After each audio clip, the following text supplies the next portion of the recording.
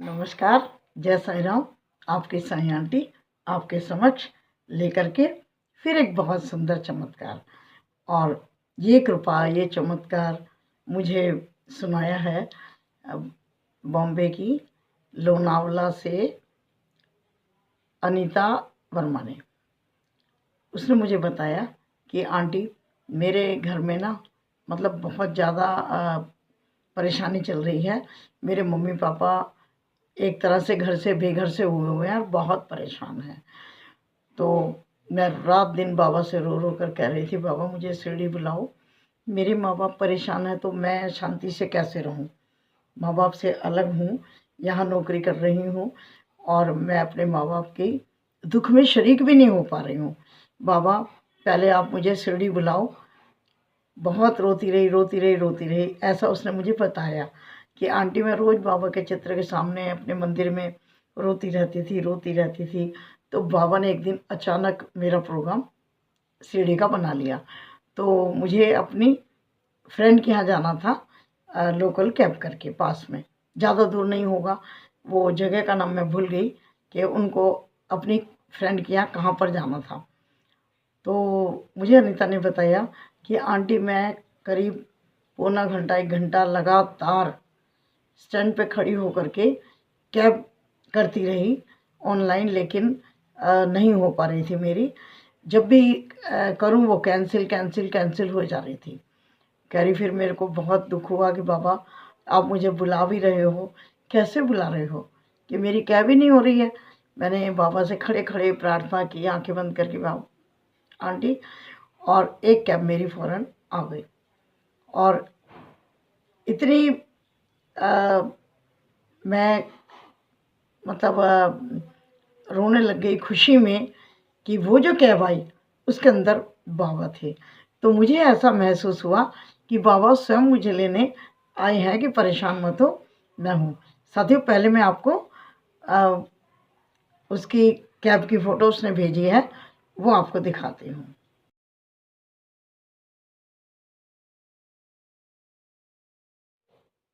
तो देखा साथियों आपने कि जो कैब आई उसमें बाबा विराजमान थे।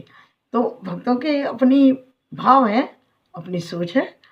तो उसको लगा कि मैं रो रही थी तो बाबा मुझे लेने आए हैं। तो फिर मुझे बताया अनीता ने कि आंटी इस तरह से बाबा ने मुझे मेरी फ्रेंड के यहाँ तक पहुँचा दिया।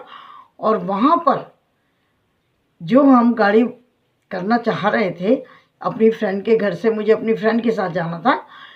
तो जिस गाड़ी वाले को हमने कॉल किया तो वो इतना खुश हो गया कि वो खुद ही बोला कि मैं शिरडी ही जाना चाहता था, कि कोई मुझे शिरडी की सवारी मिले। और दीदी आपका फ़ोन आ गया, मुझे बहुत अच्छा लगा क्योंकि मैं पहले से ही शिरडी जाना चाहता था। तो साथियों इस तरह से अनीता और उसकी जो फ्रेंड थी वो बाबा की मदद से शिरडी पहुंच गए। फिर आगे मुझे अनीता ने बताया कि आंटी आगे भी और चमत्कार हुआ वहाँ पर। बहुत अच्छे से बाबा के दर्शन हुए। एक तरह से बाबा से मेरी बातचीत ही हुई।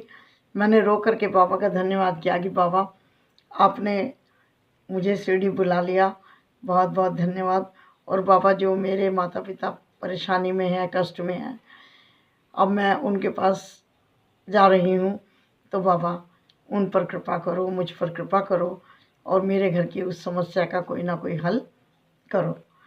तो उसने मुझे बताया कि आंटी जब मैं प्रेयर शिरडी में कर रही थी तो उधर मेरी मम्मी पापा को मदद मिल रही थी। तो क्या प्रॉब्लम है, किस तरह की है, ये तो शायद जब अनीता मुझे पूरा डिटेल बताएगी तब मैं अगली वीडियो में आपसे शेयर करूँगी। लेकिन इतना अनीता ने मुझसे शेयर किया कि जब आंटी मैं बाबा के दरबार में अर्जी लगा रही थी, बाबा से प्रार्थना कर रही थी, मेरी मम्मी ने मुझे बताया कि उसी समय उनका वो जो परेशानी थी, जो भी काम होगा तो वो होना शुरू हो गया था, यानी वो काम आगे बढ़ना शुरू हो गया था। जो भी है वो मैं आपको अगली वीडियो में बताऊंगी।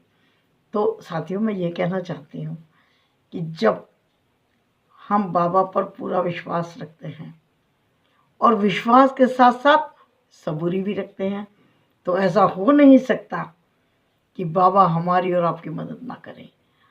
हमारी मदद के लिए वो हमेशा तैयार रहते हैं। जानते हैं क्यों? क्योंकि वो भक्त वत्सल हैं, अपने भक्तों को, अपने बच्चों को बहुत प्यार करने वाले हैं। और जब वो किसी का हाथ थाम लेते हैं, कभी नहीं छोड़ते।